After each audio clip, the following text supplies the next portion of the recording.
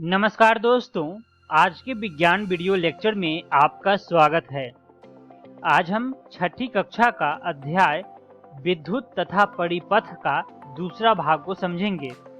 तो आइए जानते हैं कि आज के भाग में हम क्या-क्या पढ़ने वाले हैं। सबसे पहले हम विद्युत स्विच के बारे में चर्चा करेंगे और उसके बाद विद्युत चालक किसे कहते हैं तथा विद्युत कुचालक किसे कहते हैं, इसके बारे में भी चर्चा करेंगे।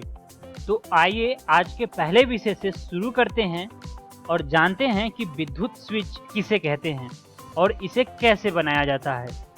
दोस्तों, पिछले वीडियो में हमने अपने से बनाए गए टॉर्च में आपने क्या देखा था। बल्ब को जलाने और बुझाने के लिए बल्ब के नोक को सेल के धन टर्मिनल से संपर्क करना एवं संपर्क तोड़ना पड़ता था, जो सुविधाजनक नहीं था। तो इसके लिए आप स्वयं विद्युत स्विच बना सकते हैं। तो आइए हम विद्युत स्विच बनाना सीखते हैं। आप विद्युत स्विच बनाने के लिए आप एक थर्मोकोल का आयताकार टुकड़ा को लीजिए, एक सेफ्टी पिन लीजिए और 2 तार एवं 2 ड्राइंग पिन लीजिए, जैसा कि चित्र में दिखाया गया है। अब क्या करें कि एक थर्मोकोल का आयताकार टुकड़ा 5 × 10 सेंटीमीटर का लीजिए। उसके बाद सेफ्टी पिन के गोल छिद्र में ड्राइंग पिन लगाकर थर्मोकोल के सीट में चित्रानुसार दबा दीजिए, ताकि सेफ्टी पिन आसानी से इधर उधर घूम सके। अब सेफ्टी पिन के पहुंच की दूरी पर दूसरा ड्राइंग पिन दबा दीजिए। ध्यान रहे सेफ्टी पिन को घुमाने पर दूसरे ड्राइंग पिन के संपर्क हो जाए। अब दोनों ड्राइंग पिन से एक एक तार जोड़ दीजिए। अब यह आपका विद्युत स्विच तैयार हो गया है और इस तरह से अब सेल विद्युत बल्ब को स्विच से चित्रानुसार जोड़कर परिपथ को पूरा कर लीजिए। सेफ्टी पिन को घुमाकर उसके स्वतंत्र सिरे को ड्राइंग पिन से संपर्क में लाइए। आप क्या देखते हैं? अब सेफ्टी पिन को ड्राइंग पिन से हटाइए। क्या बल्ब अभी भी जल रहा है? जब सेफ्टी पिन का खुला सिरा दूसरे सिरे के संपर्क में आता है तो परिपथ पूरा हो जाता है, जैसा कि आप दाईं वाली चित्र में देख रहे हैं। तब स्थिति में स्विच ऑन हो जाता है और विद्युत बल्ब जलने लगता है। सेफ्टी पिन का संपर्क जब दूसरे ड्राइंग पिन से हटाते हैं तो ऑफ हो जाता है और विद्युत परिपथ भंग हो जाता है, जिससे बल्ब का जलना बंद हो जाता है, जैसा कि आप चित्र में बाईं वाली चित्र में देख रहे हैं। इस चित्र में विद्युत स्विच ऑफ की स्थिति में है। तो हमारे घरों में लगे स्विच भी इसी सिद्धांत पर कार्य करते हैं। देखने में यह अलग अलग डिजाइन के हो सकते हैं, लेकिन इनकी कार्य प्रणाली एक ही होती है। आइए दोस्तों, विद्युत चालक तथा विद्युत कुचालक के बारे में समझते हैं। दोस्तों, विद्युत बल्ब जलाने के लिए आपने धातु के तार का उपयोग किया है। आपने यह भी देखा है कि विद्युत परिपथ के भंग होने पर विद्युत बल्ब नहीं जलता है। धातु के तार के स्थान पर यदि धागे का उपयोग कर विद्युत परिपथ बनाया जाए तो क्या होगा? क्या इस तरह के विद्युत परिपथ में विद्युत बल्ब जलेगा या नहीं जलेगा? विद्युत धारा के प्रवाह के लिए परिपथ में किस प्रकार के पदार्थ का उपयोग किया जा सकता है, आइए इसके बारे में हम पता करते हैं। दोस्तों, इसके लिए हमें एक क्रियाकलाप करना होगा। सबसे पहले हमें एक विद्युत परिपथ बनाने के लिए विद्युत बल्ब की आवश्यकता होगा, सेल यानी कि बैटरी की आवश्यकता होगा, विद्युत तार का आवश्यकता होगा, टेप का आवश्यकता होगा एवं रबर बैंड की आवश्यकता पड़ेगा, जैसा कि आप चित्र में देख रहे हैं।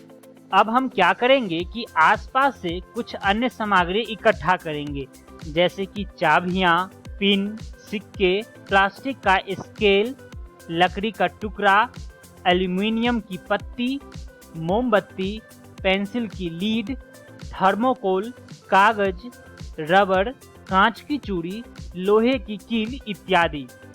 अब हम क्या करेंगे, एक साधारण सा विद्युत परिपथ बनाएंगे। अब एक साधारण सा विद्युत परिपथ बनाइए, जैसा कि चित्र में दिखाया गया है। सभी वस्तुओं को बारी बारी से सहायता लेकर आप परिपथ बना सकते हैं। परिपथ के भंग हिस्से के दोनों तारों के बीच एक एक कर विभिन्न वस्तु को रखिए, जैसा कि चित्र में चाबी और पेचकस को दिखाया गया है। इसके बाद बल्ब की स्थिति का अवलोकन कीजिए। ध्यान रहे कि वस्तु का स्पर्श दोनों तारों से अवश्य हो, जिससे परिपथ पूरा हो जाए। अब आप अपने अवलोकन को एक सारणी में अंकित कीजिए और इसे अपने कॉपी में नोट कीजिए कि किस वस्तु का उपयोग करने के बाद बल्ब दीप्त होने लगता था और किस वस्तु का उपयोग करने के बाद बल्ब दीप्त नहीं होने लगता था। इसका एक आप सारणी बनाइए और आप इसे क्रियाकलाप करके अवलोकन कीजिए। तो इस प्रकार दोस्तों हमने देखा कि कुछ वस्तु हैं जो अपने अंदर से विद्युत धारा को प्रवाहित होने देते थे, जिसके कारण बल्ब दीप्त होने लगती थी, और कुछ वैसे पदार्थ थे, वस्तु थे, जिसके अंदर से विद्युत धारा प्रवाहित नहीं होती थी, जिसके कारण विद्युत परिपथ भंग हो जाते थे और बल्ब दीप्त नहीं होती थी, यानी कि बल्ब नहीं जलते थे। तो आइए हम चर्चा करते हैं कि आखिर विद्युत चालक किसे कहते हैं। तो इसका परिभाषा यह होगा दोस्तों कि वैसे पदार्थ जिससे विद्युत धारा प्रवाहित होती है वे विद्युत चालक यानी कि इलेक्ट्रिक कंडक्टर कहते हैं। उदाहरण के लिए आप चित्र में देखिए, विद्युत चालक के उदाहरण होंगे चांदी, सोना, तांबा, स्टील, समुद्री जल इत्यादि। आइए अब हम विद्युत कुचालक के बारे में समझते हैं। इसका परिभाषा यह होगा कि वैसे पदार्थ जो अपने अंदर से विद्युत धारा प्रवाहित नहीं होने देते हैं उन्हें हम विद्युत रोधी यानी कि इलेक्ट्रिक इंसुलेटर्स या विद्युत के कुचालक कहते हैं। इनका उदाहरण होगा रबर, ग्लास, तेल, हीरा, सूखा लकड़ी इत्यादि। तो इससे पहले जो हमने क्रियाकलाप किया था उससे आप निष्कर्ष यह निकाले होंगे कि कौन सा पदार्थ विद्युत का चालक है और कौन सा पदार्थ विद्युत का कुचालक है यानी कि विद्युत रोधक है।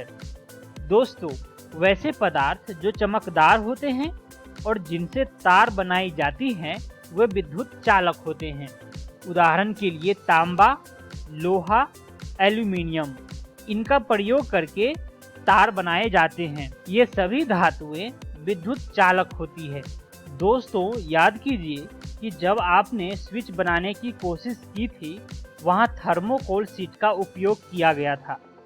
थर्मोकोल से विद्युत धारा प्रवाहित नहीं होती है, इसीलिए इसका उपयोग ड्राइंग पिन को स्थिर रखने के लिए किया गया था। अब जब स्विच खुली स्थिति में थी तो उसके बीच वायु भी मौजूद थी, इसलिए बल्ब नहीं जला था।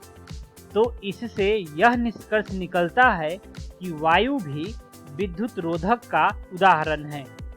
दोस्तों विद्युत चालक तथा विद्युत रोधक पदार्थ हमारे लिए समान रूप से महत्वपूर्ण है। विद्युत प्लग, विद्युत बल्ब, सॉकेट आदि विद्युत चालक पदार्थों से बनाए जाते हैं, जैसा कि आप चित्र में देख रहे हैं। वहीं दूसरी ओर विद्युत तारों और प्लग के ऊपर के भाग, स्विच तथा अन्य भाग जिन्हें लोग स्पर्श करते हैं, जिन्हें लोग छूते हैं, इनको विद्युत रोधक पदार्थों का उपयोग कर बनाया जाता है। विद्युत तार धातु से बनाए जाते हैं जो विद्युत चालक पदार्थ होते हैं, लेकिन उसका बाहरी आवरण यानी कि बाहरी सतह जिसे हम छूते हैं प्लास्टिक के बने होते हैं। ऐसा इसलिए कि प्लास्टिक विद्युत रोधी वस्तु होते हैं। तो इस प्रकार दोस्तों हमने विद्युत चालक तथा विद्युत कुचालक के बीच अंतर को समझा। आइए एक महत्वपूर्ण रोचक तथ्य जानते हैं। दोस्तों हमें विद्युत का झटका क्यों लगता है, क्या आप इसे जानते हैं? इसका उत्तर यह होगा दोस्तों कि हमारा शरीर विद्युत का सुचालक होता है और इस कारण विद्युत धारा के संपर्क में आने पर आघात लगता है। अतः सुरक्षित रहने के लिए और विद्युत के संपर्क में नहीं आने के लिए हमें विद्युत उपकरणों का उपयोग करना चाहिए। इस प्रकार से दोस्तों हम आज की वीडियो का सारे विषयों का अध्ययन कर चुके हैं। आइए एक बार फिर से जानते हैं कि आज हमने क्या क्या सीखा। सबसे पहले विद्युत स्विच बनाने के बारे में समझा और उसके बाद विद्युत चालक तथा विद्युत कुचालक किसे कहते हैं इसके बारे में भी हमने चर्चा किया।